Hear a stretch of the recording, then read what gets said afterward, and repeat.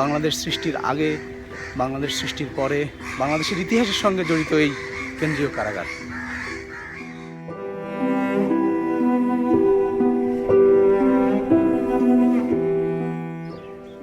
ঢাকা কেন্দ্রীয় কারাগারটির মধ্যে আসলে হাজার হাজার বন্দী ছিল, আর এখন একেবারে শুনশান নীরবতা, একেবারেই নিস্তব্ধতা।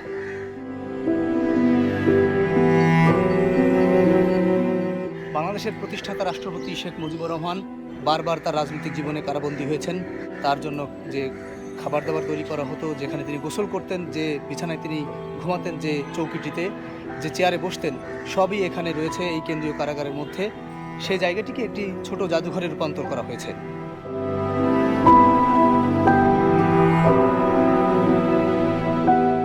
শেখ মুজিবুর রহমান এই কক্ষটিতেই বন্দী ছিলেন।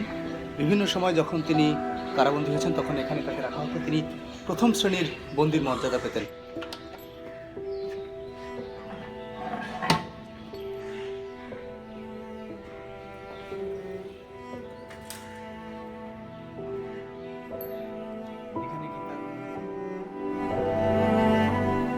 ওনার খাট আছে, ফ্যান আছে, চার কাপ আছে, হাঁড়ি পাতিল আছে, সমস্ত জিনিস এখানে আছে।